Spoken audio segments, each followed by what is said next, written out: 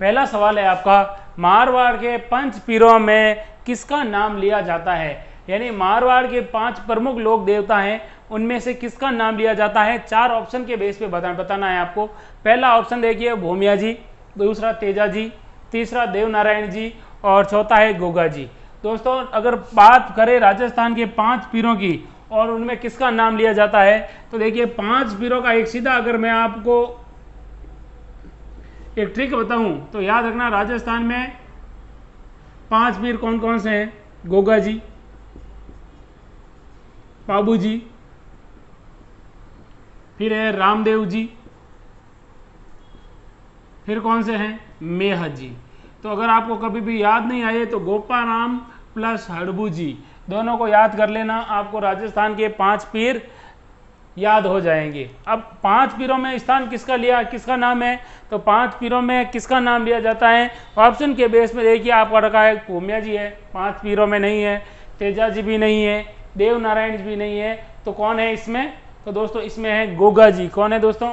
गोगा जी। और गोगा जी का नाम किस में लिया जाता है? राजस्थान के 5 पीरों में लिया जाता है। अगला क्वेश्चन देखिए आपकी स्क्रीन पर, तेजा जी के पुजारी को क्या कहा जाता है? तेजा जी के पुजारी को क्या कहा जाता है?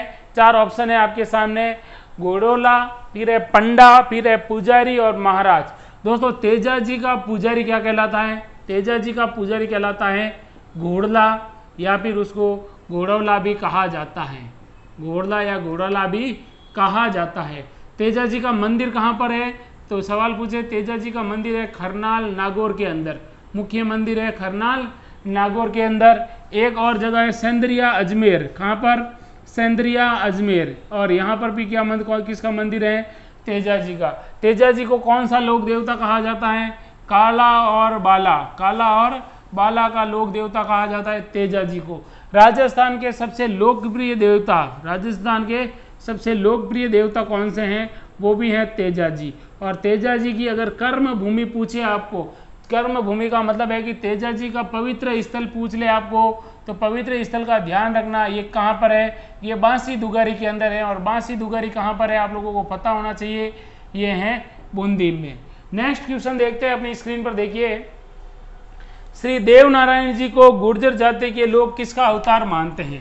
देव नारायण जी को गुर्जर जाति के लोग किसका अवतार मानते हैं? 4 ऑप्शन है आपके सामने, श्री राम है, विष्णु है, उसके बाद श्री कृष्ण है और उसके बाद शिव है। सवाल किसका पूछा है? देव नारायण जी का। तो ध्यान रखिए दोस्तों, देव नारायण जी के बारे में क्या क्या सवाल पूछे गए हैं कि देव नारायण जी को किसका अवतार माना जाता है? इनको माना जाता है विष्णु का अवतार। किसका अवतार? विष्णु का अवतार माना जाता है। देव नारायण जी का जन्म कहाँ हुआ था? आसिंद के अंदर हुआ था। और आसिंद कहाँ पर है? भीलवाड़ा में। कहाँ पर है? भीलवाड़ा के अंदर है। अब इनके पिताजी का नाम और माताजी का नाम भी कई बार एग्जाम में पूछा जाता है कि भाई जो देव नारायण जी थे इनकी माता और पिता का नाम क्या था? तो ध्यान रखिए दोस्तों, इनके पिता का नाम क्या था? ध्यान रखना, माता का नाम और पिता का नाम। पिता का नाम था सवाई भोज। क्या नाम था? सवाई भोज पिता थे इनके। और माता का नाम था, माता थी इनकी शेड्डू। क्या नाम था? शेड्डू। और कई बार पीछे शेड्डू खट्टाणी भी लिखा हुआ होता है। देव नारायण जी के बारे में क्या सवाल पूछा जाता है कि देव नारायण जी की जो फड़ का वाचन करते हैं, कौन से भोपे करते हैं? गुर्जर जाति के भोपे।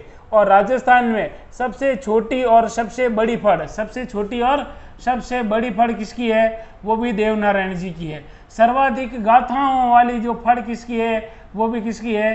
देव नारायण जी की है। कई बार सवाल क्या पूछा जाता है कि राजस्थान के ऐसे कौन से लोक देवता हैं जिनकी फड़ पर क्या जारी हो चुका है? डाक टिकट। तो इनकी फड़ पर क्या जारी हो चुका है? डाक टिकट जारी हो चुका है। उस डाक टिकट को ही सबसे छोटी फड़ माना जाता है। इसके अलावा सर्वाधिक गाथाओं वाली फड़ है, वो भी किसकी है? देव नारायण जी की। ध्यान रखना दोस्तों, देव नारायण जी के अंदर जो मंदिर होता है, मंदिर के अंदर किसकी पूजा होती है? ईंट की पूजा होती है। किसकी पूजा होती है? ईंट की पूजा की जाती है। इसके अलावा देव नारायण जी का जो जागरण होता है वो कब होता है? शुक्रवार को होता है जागरण। और शनिवार को इनका क्या चढ़ाया जाता है? प्रसाद चढ़ाया जाता है। क्या चढ़ाया जाता है? प्रसाद चढ़ाया जाता है। इसके अलावा इनका एक और मंदिर है, वो कहाँ पर है? तो एक तो है देखिए दोस्तों जोधपुरिया।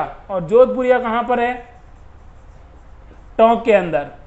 जोधपुरिया टोंक के अंदर है। और एक और जगह है देवमाले, देवमाले भीलवाड़ा में, यहाँ पर इनका क्या होता है, बहुत बड़ा मेला आयोजित होता है। तो देव नारायण जी को विष्णु का अवतार माना जाता है। आसिंद भीलवाड़ा में इनका क्या है, जन्म हुआ था और यही इनका मंदिर है। पिता का नाम सवाई भोज और माता का नाम सेडू खट्टाणी। शुक्रवार के दिन इनका जागरण होता है, शनिवार के दिन प्रसाद का आयोजन होता है। इनकी जो फड़ है वो राजस्थान के अंदर सर्वाधिक गाथाओं वाली फड़ मानी जाती है, देव नारायण जी के फड़। तो सर्वाधिक गाथाओं वाली फड़ किसकी है, देव नारायण जी की।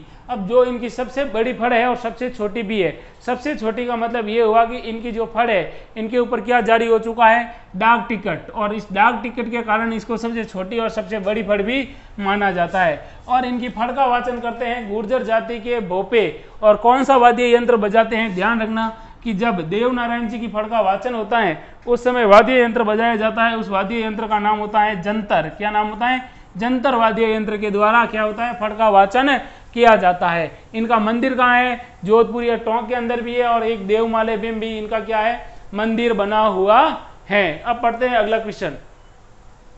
अगला सवाल है, भाला लिए हुए, क्या लिखा है सवाल, भाला लिए हुए अश्वरोही किस लोक देवता का प्रतीक है। यानी सवाल क्या पूछा गया है कि भाई घोड़े पर भी बैठे हैं और हाथ में भी भाला है, और ये किस लोक देवता की पहचान है। चार ऑप्शन है आपके सामने, तेजा जी है, गोगा जी है, पाबू जी है और रामदेव जी है। तो ध्यान रखना दोस्तों, सवाल क्या पूछा गया है कि भाला लिए हुए अश्वराही के रूप में कौन से लोक देवता जाने जाते हैं, उनका नाम है गोगा जी। क्या नाम है दोस्तों सॉरी, उनका नाम है पाबू जी। पाबू जी को घोड़ा पर बैठे हुए अश्वरोही के रूप में दर्शाया जाता है। पाबू जी का जन्म कहाँ हुआ था, तो ध्यान रखना कोलू गांव के अंदर हुआ था, कोलू मंड के अंदर। ध्यान रखना पाबू जी का जन्म कहाँ हुआ था, कोलू मंड के अंदर हुआ था। इनकी घोड़ी का नाम क्या था, तो घोड़ी का नाम था केसर कालमी। क्या नाम था, केसर कालमी इनकी घोड़ी का नाम था, किसकी, पाबू जी की। इसके अलावा और क्या पूछा जाता है कि पाबू जी ने किसकी गायों को लुटेरों से छुड़ाया था, तो एक महिला थी जिसका नाम था देवल चारणी। क्या नाम था, देवल चारणी की गायों को लुटेरों से छुड़ाया था। किस जाति के लोग होते हैं पाबू जी को अपना आराध्य देवता मानते हैं, रायका या फिर रेबारी। ये रायका या फिर ये रेबारी जाति के लोग होते हैं, वो पाबू जी को अपना आराध्य मानते हैं। अगला सवाल क्या है कि ये जो पाबू जी हैं, ध्यान रखना, इन पाबू जी के बारे में मुख्य सवाल क्या बनता है कि पाबू जी को राजस्थान में किसको लाने का श्रेय दिया जाता है, तो अरब से ऊंट लाने का श्रेय किसको दिया जाता है, पाबू जी को। पाबू जी को किसका देवता कहा जाता है, ऊंटों का लोक देवता कहा जाता है। जब ऊंट बीमार होता है तब किसकी पूजा की जाती है, पाबू जी की पूजा की जाती है। पाबू जी की याद में कौन सा नृत्य किया जाता है, थाली नृत्य किया जाता है पाबू जी की याद में। अगला सवाल देखिए कि जो ये पाबू जी है, इन पाबू जी की जो फड़ होती है, फड़ का वाचन कौन करते हैं, फड़ का वाचन ध्यान रखना दोस्तों, पाबू जी की फड़ का वाचन करते हैं, वो करते हैं नायक जाति के भोपे, नायक जाति के भोपे। और कौन सा वाद्य यंत्र बजाते हैं, तो वाद्य यंत्र बजाते हैं रावण हत्ता। क्या सवाल पूछा जाता है कि जब पाबू जी की फड़ का वाचन होता है उस समय कौन सा वाद्य यंत्र बजाया जाता है, तो रावण हत्ता। किस जाति के भोपों द्वारा, नायक जाति के भोपों द्वारा। अगली बात है कि जो ये पाबू जी है, इन पाबू जी के ऊपर कुछ पुस्तकें लिखी गई है, जैसे पाबू प्रकाश। सवाल क्या है कि पाबू प्रकाश की रचना किसने की थी, तो पाबू प्रकाश की रचना की थी आसिया मोड जी ने। किसने की थी, आसिया मोड जी। अगला एक और सवाल पूछा गया था कि एक और पुस्तक है और उस पुस्तक का नाम है पाबू जीरो छंद। पाबू जीरो छंद, तो पाबू जीरो छंद, ये पाबू जीरो छंद ये पुस्तक लिखी है, ये किसने लिखी है, पाबू जीरो छंद ये लिखी है आसिया मोड जी ने। किसने लिखी है, आसिया मोड जी ने। और ये भी किसके ऊपर लिखी गई है, पाबू जी के ऊपर लिखी गई है, आसिया मोड जी के द्वारा। अगला सवाल देखिए कि पाबू जी के माता और पिता का नाम क्या था, तो पिता का नाम तो था दांदल जी। क्या नाम था, दांदल जी था। और माता का नाम क्या था, कमला दे था दोस्तों। क्या नाम था, कमला दे। इनको किसका देवता कहा जाता है, सांपों का देवता कहा जाता है, सांपों का देवता कहा जाता है। अब ये कैसे देवता थे, इन्होंने किसकी रक्षा की थी, गौ रक्षा के लिए जाने जाते हैं। कौन से देवता, पाबू जी जाने जाते हैं गौ रक्षा के बारे में। कई बार सवाल पूछा जाता है कि जब पाबू जी का जो ये फड़ का वाचन होता है उस समय तो वाद्य यंत्र कौन सा बजाया जाता है, रावण हत्था। लेकिन जब पाबू जी के गीत गाए जाते हैं ना, तो पाबू जी के जब गीत गाते हैं उस समय कौन सा वाद्य यंत्र बजाया जाता है, जिसको फावड़े कहा जाता है। तो ध्यान रखना, पाबू जी के फावड़े या गीत गाते हैं उस समय जो वाद्य यंत्र बजाया जाता है उस वाद्य यंत्र का नाम है माठ वाद्य यंत्र। कौन सा वाद्य यंत्र है दोस्तों? माठ वाद्य यंत्र बजाया जाता है। किसकी स्मृति में? पाबू जी के गानों को गाते समय माठ वाद्य यंत्र बजाया जाता है। अगला सवाल देखिए कि जो ये पाबू जी थे, इन पाबू जी के किसका अवतार माना जाता है? पाबू जी को किसका अवतार माना जाता है? पाबू जी को दोस्तों माना जाता है लक्ष्मण का अवतार। किसका अवतार माना गया है? लक्ष्मण का अवतार। ये जो सारे सवाल है वो परीक्षाओं में पूर्व में पूछ चुके हैं, इसलिए वापिस कहीं से भी सवाल बन सकता है कि पाबू जी के पिता का नाम क्या था? दांदल जी। माता का नाम क्या था? कमला दे। इनका जो मंदिर कहाँ है? कोलूमंड गांव के अंदर। कोलूमंड वर्तमान में कहाँ है? तो फलोदी तहसील जोधपुर के अंदर है, यानी जोधपुर जिले के अंदर। किसका देवता कहा जाता है? सांपों का देवता कहा जाता है। इनकी घोड़ी का नाम क्या था? केसर काल में था। इसके अलावा कौन से जो जाति के लोग होते हैं पाबू जी को अपना आराध्य मानते हैं? रायका या रेबारी जाति के लोग। और क्या कहा जाता है? इनको कहा जाता है गौरक्षक देवता। जब ऊंट बीमार हो जाता है या फिर जब ऊंट के ऊपर किसी प्रकार का संकट आ जाता है तब किस देवता का नाम लिया जाता है? पाबू जी का। और भारत के अंदर या कह सकते हो राजस्थान के अंदर अरब से ऊंट लाने का श्रेय किसको दिया जाता है? वो भी दिया जाता है पाबू जी को। पाबू जी की स्मृति में थाली नृत्य किया जाता है। कौन सा नृत्य किया जाता है? थाली नृत्य। पाबू जी को किसका अवतार माना जाता है? तो पाबू जी को माना जाता है लक्ष्मण का अवतार। सवाल क्या पूछा गया था कि पाबू जी की फड़ का वाचन कौन सी जाति के भोपे करते हैं? तो नायक जाति के जो भोपे होते हैं वो पाबू जी की फड़ का वाचन करते हैं। और ध्यान रखना, कौन सा वाद्य यंत्र बजाते हैं? रावण हत्था। लेकिन एक बार यह सवाल पूछ लिया गया था कि राजस्थान में सबसे लोकप्रिय फड़ कौन से लोक देवता की है? तो ध्यान रखना दोस्तों, राजस्थान के अंदर सबसे लोकप्रिय फड़ है वो किस लोक देवता की है? लोकप्रिय फड़ है वो पाबू जी की है। ध्यान रखना, ये सवाल भी पूछा गया है। इसके अलावा पाबू जी के ऊपर देखिए एक पुस्तक लिखी थी पाबू जीरो छंद, और ये किसने लिखी थी? ये लिखी थी आसिया मोड जी ने, जो चारण थे। इसके अलावा एक और पुस्तक लिखी है पाबू प्रकाश, ये भी किसने लिखी है? आसिया मोड जी ने। किसने लिखी है दोस्तों? आसिया मोड जी ने पाबू जी के ऊपर क्या लिखी है? पुस्तक लिखी है। तो ध्यान रखना, सॉरी, पाबू जीरो छंद है वो किसी और व्यक्ति ने लिखी है, और पाबू जीरो छंद है वो पुस्तक लिखी है बिट्टू सूजा ने। पाबू जीरो छंद ये तो लिखी है बिट्टू सूजा ने, और पाबू प्रकाश है वो किसने लिखी है? आसिया मोड जी ने। तो अगला सवाल देखिए पाबू जी से संबंधित कि पाबू जी का जब गीत गाए जाते हैं, जब फावड़े गाए जाते हैं, कौन सा वाद्य यंत्र बजाया जाता है? माठ वाद्य यंत्र बजाया जाता है। तो ये थे पाबू जी के ऊपर कुछ ऐसे सवाल जो पूर्व में परीक्षाओं में पूछे गए हैं। नेक्स्ट सवाल देखिए, अगला सवाल क्या है? चार हाथों वाले लोक देवता। कौन से हाथों वाले?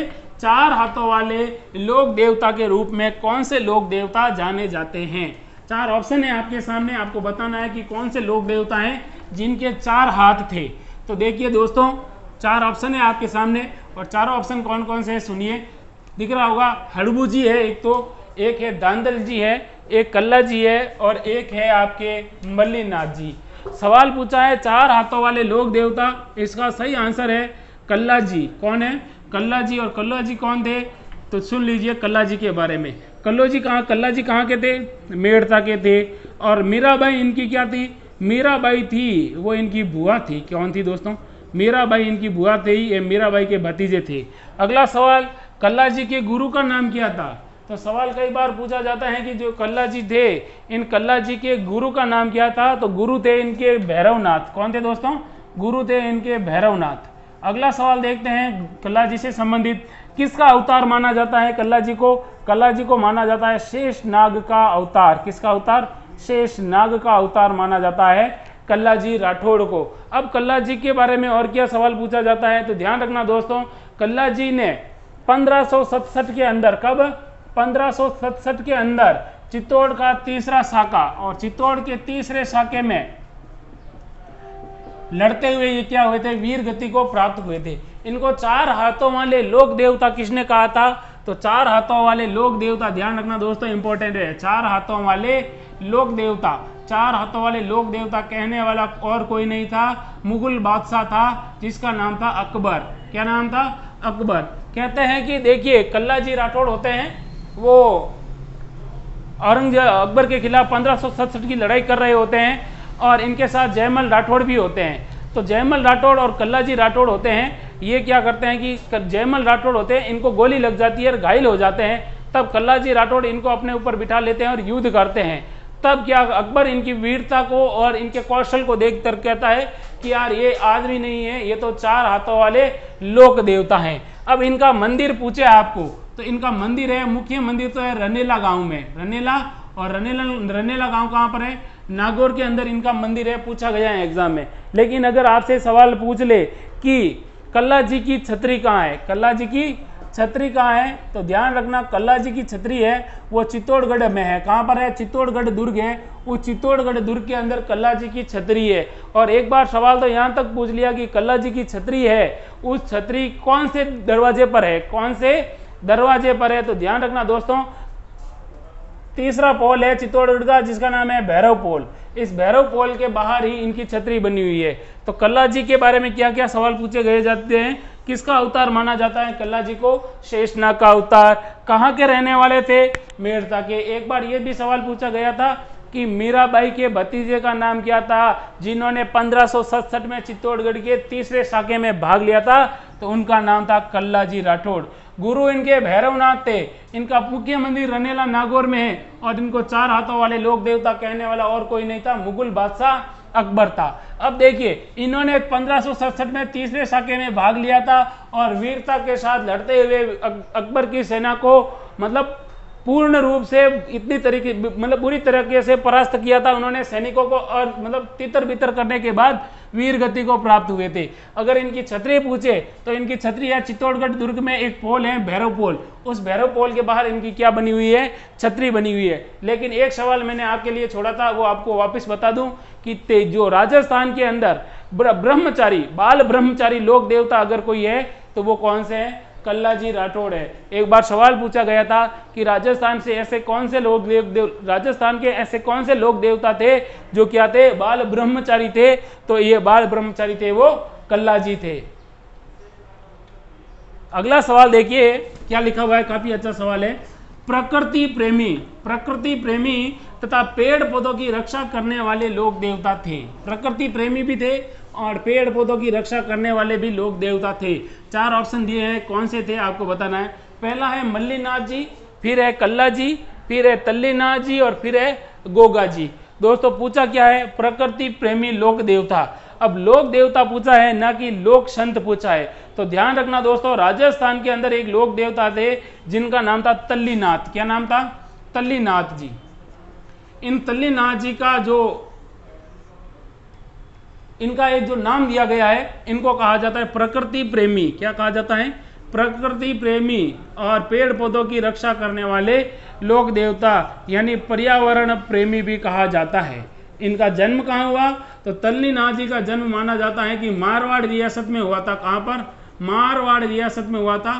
बचपन का नाम एक बार एग्जाम में पूछ लिया था, क्या नाम था इनका? ध्यान रखना, गांगदेव इनके बचपन का क्या था? नाम था। इसके अलावा इनका जो मुख्य मंदिर कहाँ पर बना हुआ है? तो इनका मंदिर बना हुआ है दोस्तों पांचोटा गांव है, और पांचोटा गांव है जालोर के अंदर, और जालोर के अंदर इनका क्या बना हुआ है? मंदिर बना हुआ है। अब इसके पीछे एक वजह यह है कि इनको प्रकृति या पर्यावरण प्रेमी लोक देवता इसलिए कहा जाता है क्योंकि इनके जो मंदिर है उस मंदिर के चारों ओर की भूमि है ओरण भूमि, और इस भूमि में पेड़ों के काटने पर पूर्ण रूप से रोक होती है। ना तो वहां से कोई लकड़ियां ले जा सकता है, ना ही वहां पर कोई दूसरी एक्टिविटी हो सकती है। इसका मतलब ये जो जमीन होती है वो जानवरों के लिए और पशु पक्षियों के लिए सबसे सुरक्षित मानी जाती है ओरण भूमि। तो पांचोटा गांव जालोर के जो इनका मंदिर है उसके चारों ओर की भूमि को ओरण भूमि भी कहा जाता है, इसीलिए कि इनको पर्यावरण प्रेमी की भी क्या दी गई है? उपमा दी गई है।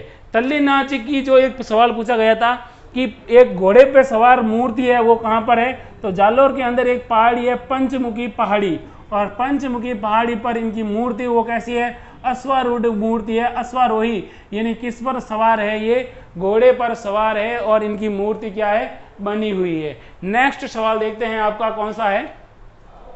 कौन सा युग्म सुमेलित नहीं है?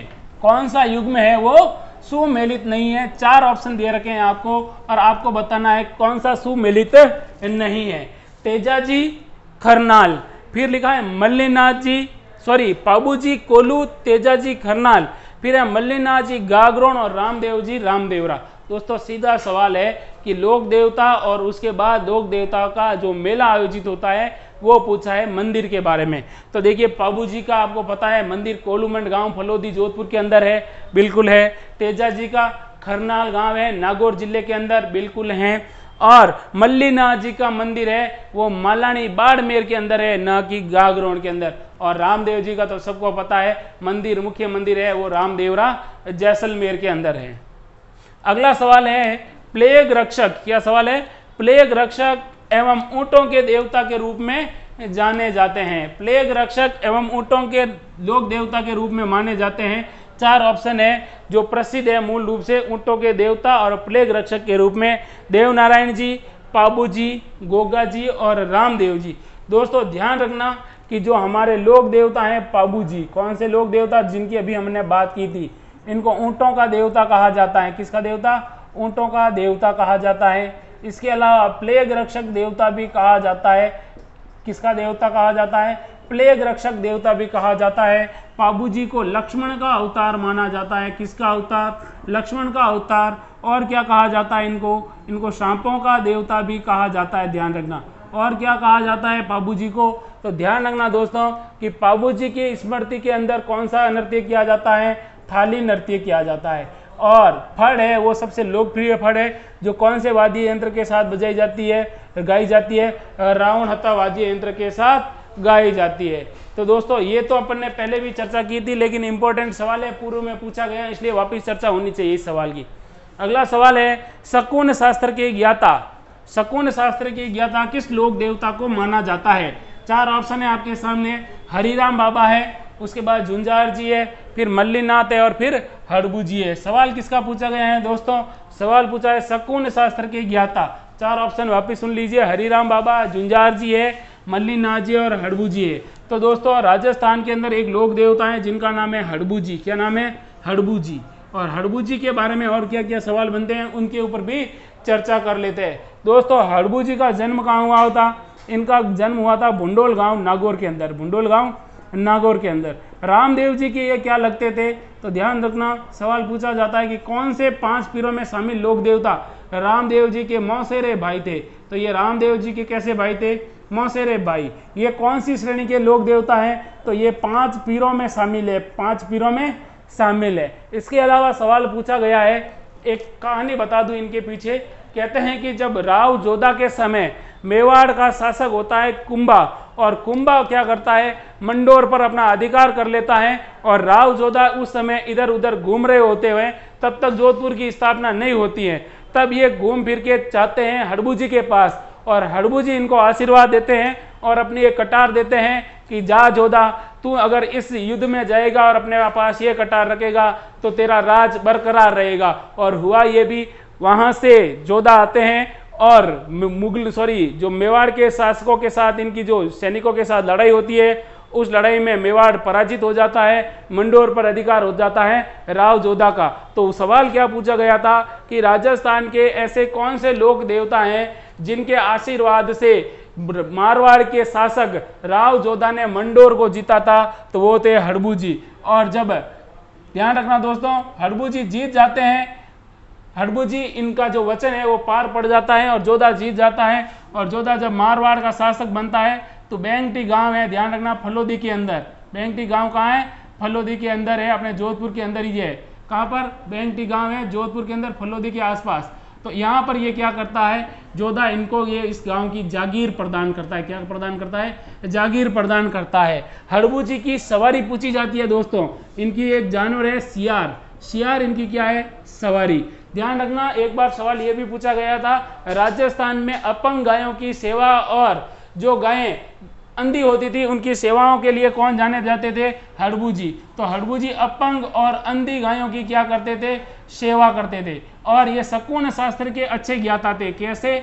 शकुन शास्त्र के, जिसको आप एस्ट्रोलॉजर या फिर कहते हो ज्योतिष विद्या, उसके अच्छे ज्ञाता थे। हड़बू जी के बारे में एक दो बातें और कर लेते हैं। ध्यान रखना दोस्तों, हड़बू जी की जो मंदिर के अंदर मूर्ति नहीं है, हड़बू जी की मूर्ति की जगह इनकी पूजा किसकी होती है, इनकी बैलगाड़ी की पूजा होती है। अब बैलगाड़ी की पूजा इसलिए की जाती है क्योंकि इन्होंने इस बैलगाड़ी की सहायता से दूर दूर से अपंग गायों को जो लाते थे, अपने पास रखते थे, सेवा करते थे, और गायों के लिए चारे की व्यवस्था भी इसी बैलगाड़ी से करते थे। इसीलिए इस बैलगाड़ी की पूजा की जाती है। और एक बार सवाल क्या पूछा, सुन लीजिए कि राजस्थान के कौन से लोक देवताओं की जो छकड़े की पूजा होती है। तो ध्यान रखना, जो शहर वाले लड़के हैं उनको पता नहीं होता है छकड़ा किसे कहते हैं। तो छकड़ा कहते हैं बैलगाड़ी को। किसको कहा जाता है, बैलगाड़ी को ही छकड़ा कहा जाता है। और इनके छकड़े की क्या होती है, छकड़ा की पूजा की जाती है। तो ध्यान रखना दोस्तों कि इनका जो मंदिर कहाँ है, तो इनका मंदिर कहाँ पर है दोस्तों, मंदिर पूछे आपको तो बैंगटी में ही इनका वर्तमान में क्या है, मंदिर है। तो क्या क्या सवाल पूछा गया, हड़बू जी का बुंडोल गांव नागौर में जन्म, रामदेव जी के मौसेरे है भाई, ये अपनी बैलगाड़ी की सहायता से या छकड़े की सहायता से अपंग गायों की क्या करते थे, सेवा करते थे। इनकी सवारी सियार जानवर मानी जाती है। राजस्थान के 5 पीरों में शामिल हैं। शकुन शास्त्र, एस्ट्रोलॉजिस्ट या फिर ज्योतिष विद्या की बहुत अधिक महारत हासिल थी। इन्हीं के आशीर्वाद से, हड़बू जी के आदि आशीर्वाद से राव जोधा ने जो मंडोर था उस पर वापस अधिकार किया। और जब मंडोर पर अधिकार हो जाता है तब जोधा इन्हें बैंगटी गांव की जागीर प्रदान करता है। और बैंगटी गांव में ही वर्तमान में किसका मंदिर बना हुआ है, हड़बू जी का मंदिर बना हुआ है। दोस्तों ये जो सवाल है, इनसे बाहर हड़बू जी का एक भी सवाल आपका बनने वाला नहीं है। तो अब अपन करते हैं नेक्स्ट सवाल के ऊपर चर्चा। सवाल देखिए, लाछा गुजरी, सवाल क्या है, लाछा गुजरी की गायों को लुटेरों से छुड़ाते हुए अपने प्राणों का बलिदान किसने दिया था। यानी लाछा गुजरी की गायों को बचाते हुए किस लोक देवता ने अपना बलिदान दिया था। 4 ऑप्शन है, गोगा जी है, तेजा जी है, फिर आपका पाबू जी और फिर बिग्गा जी है। दोस्तों अगर आपको सीधा सीधा बता दूं तो हमारे लोक देवता थे तेजा जी। और तेजा जी क्या अपने ससुराल जाते हैं पहली बार। और जब पहली बार ससुराल जाते हैं उस समय गांव के अंदर, जो इनका ससुराल कहाँ था, तो इनका ससुराल था वो अजमेर के अंदर था। और अजमेर के अंदर ये सेंदरिया गांव में रुके हुए थे। तो वहां पर इनका क्या होता है कि ससुराल में रुके होते हैं और लाछा गुजरी की गायों को लेकर चले जाते हैं। किसकी गायों को, लाछा गुजरी की गायें। और इनको लूट कर कौन ले जाते हैं, मेर जाति के लोग होते हैं, वो लूट कर ले जाते हैं। तब तेजा जी क्या करते हैं, इनकी गायों को छुड़ा कर लाते हैं। कहाँ से छुड़ा कर लाते हैं, तो बांसी दुगारी बूंदी से। कहाँ से, बांसी दुगारी बूंदी से। ध्यान रखना दोस्तों, सवाल ये पूछा गया था कि राजस्थान के लोक देवता जिनका नाम क्या था, तेजा जी। और तेजा जी को नाग ने कहां पर डसा था, नाग ने कहां पर डसा था, तो नाग इनको डसता है, ध्यान रखना दोस्तों, सेंदरिया के अंदर। कहां पर, सेंदरिया अजमेर के अंदर। ठीक है। इसके अलावा तेजा जी के बारे में सवाल पूछे तो राजस्थान के 5 पीरों में शामिल नहीं है, लेकिन राजस्थान के प्रभावशाली लोक देवता जिनके ऊपर क्या जारी हो चुका है, डाक टिकट जारी हो चुका है। राजस्थान के अंदर तेजा जी के ऊपर सर्वाधिक गीत गाए जाते हैं। तेजा जी के ऊपर सर्वाधिक गीत गाए जाते हैं। जैसे पूर्व में मैंने बताया था कि तेजा जी का पुजारी होता है घोड़ला। तेजा जी की बहन थी, उनका नाम था राचल। और बहन और भाई के बीच में इतना अच्छा लगाव होता है कि तेजा जी की जब मृत्यु होती है तब राचल भी क्या हो जाती है, सती हो जाती है। तेजा जी की घोड़ी का नाम अक्सर पूछा जाता है, लीलन था। क्या नाम था, लीलन था। और तेजा जी की जब मृत्यु हो जाती है उस समय आसपास कोई नहीं होता है और तेजा जी की मृत्यु का जो समाचार है वो लीलन घोड़ी ही इनके परिवार वालों तक पहुंचाती है। तो दोस्तों ये तेजा जी के बारे में महत्वपूर्ण सवाल है। इसके अलावा जो सवाल थे बाकी के उनके ऊपर अपन पूर्व में चर्चा कर चुके हैं। अगला सवाल देखते हैं, रुणिचा मेला समाज के लिए किस प्रकार की प्रेरणा देता है। रुणिचा मेला जो रामदेवरा जैसलमेर के अंदर आयोजित होता है, समाज के लिए किस प्रकार की प्रेरणा देता है। 4 ऑप्शन है, पवित्र जीवन, निरंतर ईश्वर की स्मरण, फिर है आपका सांप्रदायिक सद्भाव और फिर है सत्य बोलना। दोस्तों पूछा किसका है, रुणिचा मेला। अब देखिए रुणिचा मेला के बारे में बहुत अधिक सवाल मैंने पहले भी बता दिया और अभी और बता देता हूं जो बचे हुए हैं। रुणिचा मेला कहाँ आयोजित होता है, जैसलमेर के अंदर। किसकी स्मृति में, रामदेव जी की स्मृति में। सवाल क्या बनता है कि मारवाड़ का कुंभ, किसका कुंभ, मारवाड़ का कुंभ किस मेले को कहा जाता है, रुणिचे मेले को कहा जाता है। पश्चिमी राजस्थान का कुंभ, पश्चिमी राजस्थान का कुंभ किस मेले को कहा जाता है? वो कहा जाता है रामदेव जी के मेले को। सवाल है कि कब आयोजित होता है? तो भाद्रपद माह में। कब? भाद्रपद माह में शुक्ल पक्ष की द्वितीया, शुक्ल पक्ष की द्वितीया से लेकर, ध्यान रखना, शुक्ल पक्ष की द्वितीया से 11 तक। अब सवाल है रुणिचा मेला किस प्रकार का समाज में क्या देता है? अपने को समाज में किस प्रकार का क्या देता है? प्रेरणा देता है। तो ध्यान रखना कि ये देता है सांप्रदायिक सद्भाव की प्रेरणा, क्योंकि इस मेले में हिंदू और मुसलमान दोनों संप्रदाय के लोग आते हैं और ये राजस्थान के अंदर एक अनूठा मेला है जिसको सांप्रदायिक सद्भाव या सौहार्दपूर्ण मेला भी कहा जाता है। रामदेव जी की जो पैदल यात्रा में जो लोग शामिल होते हैं उनको जातरू कहा जाता है। रामदेव जी ने 24 वाणियां ग्रंथ लिखी थी। रामदेव जी कवि भी थे, लोक देवता भी थे, ऐसे एकमात्र व्यक्ति थे। इनकी स्मृति में कौन सा गीत गाया जाता है? तो ध्यान रखना, रुणिचे के अंदर रामदेव जी की स्मृति में गीत गाते हैं कामड़ जाति के लोग, और इनकी महिलाएं होती हैं वो क्या करती है? 13 ताली नृत्य करती है। रामदेव जी का जो घोड़ा था उसका नाम लीला था। रामदेव जी की जो बहन थी उसका नाम सुगनाबाई था। इनकी एक मेघवाल जाति की बहन थी, वो क्या नाम था? डालीबाई। इसके अलावा और क्या सवाल बनेगा रामदेव जी के बारे में, वो भी 2-4 सुन लीजिए। रामदेव जी ने जैसलमेर में राम सरोवर तालाब का निर्माण करवाया था। भैरव नामक एक उद्दंडी व्यक्ति का इन्होंने क्या किया था? वध किया था। इसके अलावा इन्होंने समाज के अंदर ऊंच नीच मिटाने का कार्य भी किया था। इनका जन्म किस वंश में हुआ था? तंवर वंश में। पिताजी का नाम अजमल जी, माँ का नाम मैना दे। इसके अलावा पत्नी का नाम इनका नेतल दे। इसके अलावा और क्या सवाल बनेगा? किसका अवतार माना जाता है? तो भगवान विष्णु का अवतार माना जाता है रामदेव जी को। तो ये थे रामदेव जी के प्रमुख जिनके आसपास सवाल बने हुए हैं। अगला सवाल है कामड़ पंथ का संबंध किससे है? तो अभी मैंने बताया था कामड़ पंथ का संबंध रामदेव जी से है। कामड़ पंथ की जो महिलाएं कौन सा नृत्य करती है? 13 ताली। और 13 ताली नृत्य का उद्गम स्थल है वो गांव है पादरला गांव पाली का। और जब 13 ताली नृत्य होता है, इस नृत्य की विशेषता यह है कि राजस्थान का एकमात्र ऐसा नृत्य है जो बैठे बैठे नृत्य किया जाता है। और जो पुरुष होते हैं वो कौन सा वाद्य यंत्र बजाते हैं? तंदूरा वाद्य यंत्र बजाते हैं। अगला सवाल है निम्न में से लोकप्रिय फल किस लोक देवता की है? मैं पूर्व में भी बता चुका हूं लेकिन सवाल वापस पूछ लिया है। 4 ऑप्शन है, पाबूजी, गोगाजी, तेजाजी और देवनारायण जी। राजस्थान में सबसे लोकप्रिय फल मानी जाती है वो मानी जाती है तेजाजी की, और सबसे लोकप्रिय फल मानी जाती है पाबूजी की। और कौन सी जाति के लोग इसे गाते हैं? तो ध्यान रखना, वो नायक जाति के भोपे। और कौन सा वाद्य यंत्र होता है? रावण हत्ता वाद्य यंत्र होता है, जो एक प्रकार का तत्ववाद्य यंत्र माना जाता है। अगला सवाल है लोक देवता मामा देव का प्रतीक चिन्ह है। 4 ऑप्शन है, सर्प है, तोरण है, पगली है या त्रिशूल है। तो दोस्तों सवाल पूछा है मामा देव जी का। मामा देव जी का मतलब क्या होता है पहले ये सुन लीजिए। मामा देव जी का मतलब होता है कि ऐसे व्यक्ति जिन्होंने समाज में महिलाओं की रक्षा करते हुए, गायों की रक्षा करते हुए और दूसरे लोगों को बचाते हुए, अपने राज्य की रक्षा करते हुए जो अपने आत्म बलिदान दिया जाता है, उन्हें वहां पर स्थानीय लोग मामा देव कहा जाता है। विशेष रूप से पश्चिमी राजस्थान में मामा देव जी के नाम से बहुत अधिक लोक देवता प्रसिद्ध है। मामा देव जी का कोई मंदिर नहीं होता है, गांव के बाहर एक लकड़ी का तोरण होता है और उस तोरण की ही क्या की जाती है? पूजा की जाती है। और सवाल सीधा बन जाता है कि जब बारात वापस जो दूल्हा होता है शादी करके वापस अपने घर की ओर आता है और घर के बाहर की जो गांव में आने से पहले जो गांव की सीमा होती है वहां पर एक नारियल चढ़ाया जाता है। वो किसको चढ़ाया जाता है? तो वो मामा देव जी को ही चढ़ाया जाता है। लोगों को पता है, साथ में जाते हैं, लेकिन पता नहीं है कि किसको चढ़ाया जाता है, तो वो मामा देव जी को चढ़ाया जाता है। अगला सवाल है राजस्थान के गांवों में भूमि रक्षक देवता के रूप में पूजे जाते हैं। अब सवाल है भूमि रक्षक देवता के रूप में कौन से लोग देवता पूजे जाते हैं? 4 ऑप्शन है, मामा देव है, भूरिया बाबा है, रूपनाथ जी है और भूमिया जी है।